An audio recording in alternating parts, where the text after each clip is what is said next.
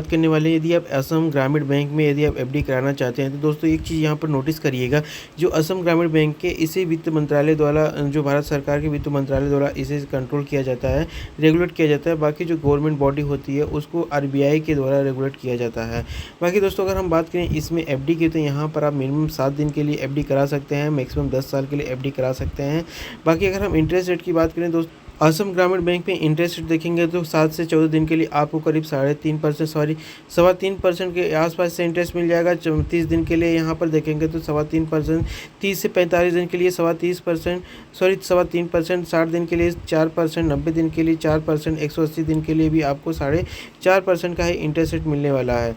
वहीं पर सबसे हाईएस्ट अगर हम यहाँ पर देखें तो दोस्तों यदि आप 5 साल के लिए भी एफडी कराइए, 3 साल 2 साल के लिए, तब पर भी आपको यहाँ पर 5 से 6% तक का ही एफडी इंटरेस्ट मिलेगा। वहीं पर अगर 12 महीने के लिए भी एफडी कराते हैं तो यहाँ पर भी आपको 6% का ही इंटरेस्ट रेट मिलने वाला है। वहाँ पर एक बार यहाँ पर आप देख सकते हैं खुद से कि यहाँ पर अगर आप 180 दिन यहाँ पर 90 दिन के लिए जो भी एफडी कराएंगे तो बहुत कम इंटरेस्ट मिल रहा है। लेकिन वही 12 महीने के लिए एफडी करा रहे हैं 365 दिन के लिए तो आपको 6% का इंटरेस्ट रेट मिल रहा है। चाहे आप 2 साल 3 साल 5 साल के लिए भी एफडी कराएंगे तब पर भी आपको मैक्सिमम 6% का इंटरेस्ट रेट मिलेगा। देखिए दोस्तों मैंने कि जैसा कि आपको अभी बताया है कि इसे जो असम ग्रामीण बैंक को इसे भारत सरकार के द्वारा रेगुलेट किया जाता है तो इसमें थोड़ा सा इंटरेस्ट वगैरह भी थोड़ा सा कम है।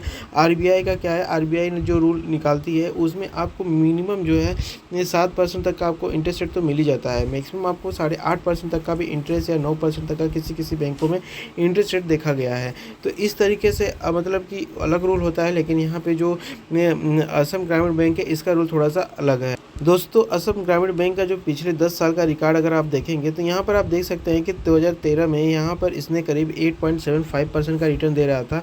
बाकी 2014 में इसने करीब 8.25% का, 2015 में 7%, 2016 में 6.5%, 2017 में 6.25%, 2018 में 6.5%, 2019 में 6.25%, 2020 में करीब 5.5%, 2021 में 5.5%, 2022 में भी 6.5%। इस तरीके से 2025 में यहाँ पर आप देखेंगे कि 6.75% का इंटरेस्ट रेट मिल रहा है। बाकी यहाँ पर आप देखेंगे कि जैसे जैसे साल बढ़ते गए हैं यहाँ तक का आपका जो है इंटरेस्ट रेट काफ़ी घटता ही गया है। लेकिन इसके बाद यहाँ से थोड़ा बहुत बढ़ा है, फिर घटा है, फिर यहाँ पर धीरे धीरे अभी जो करंट टाइम में थोड़ा सा इंटरेस्ट रेट बढ़ रहा है। तो यहाँ पर जो करंट टाइम में इंटरेस्ट रेट वही 6-6.5% के आसपास जो मिल रहा है। दोस्तों हम यहाँ पे एक बार कैलकुलेट कर लेते हैं। जैसे कि यहाँ पर आप देख सकते हैं 6.5% पे हमने यहाँ पे इंटरेस्ट रेट रखा हुआ है। और यहाँ पर जो हम यहाँ पर अमाउंट ले लेते हैं करीब यहाँ पर हम अमाउंट ले लेते हैं करीब 2 लाख के आसपास ले लिया है, 1,98,000 रुपये। और उसके बाद हम यहाँ पर अगर हम समय ले लेते हैं करीब 3 साल के लिए टाइमिंग ले लेते हैं तो यहाँ पर आप देख सकते हैं कि 2 लाख पर हमें 6.5% के हिसाब से हमें मिलेगा कितना, करीब 41,000 हमें इंटरेस्ट मिलेगा। टोटल हमें जो अमाउंट मिल जाएगा करीब 2,40,000 रुपये हमें मिल जाएगा। वहीं पर अगर हम बात करें ये टेन्योर 1 साल अगर 2 साल कर दें तो यहाँ पर आप देख सकते हैं कि 6.5% के हिसाब से 2 लाख पर हमें मिलेगा 26,000 रुपये हमें मिलेगा और 2,25,000 रुपये हमें जो फाइनल अमाउंट मिल जाएगा। दोस्तों यहाँ पर जो असम ग्रामीण बैंक एलिजिबिलिटी की बात करें तो यहाँ पर हर बंदा एलिजिबल है, कोई भी बंदा यहाँ पर अपना एफडी करा सकता है, बस वो नाबालिग ना हो और उसकी जो एज हो कम से कम 18 साल की हो, नाबालिग है तो पेरेंट के साथ एफडी करा सकता है। बाकी अगर यदि उसके और वो बाकी अपना जो मानसिक संतुलन है मानसिक रूप से सही होना चाहिए।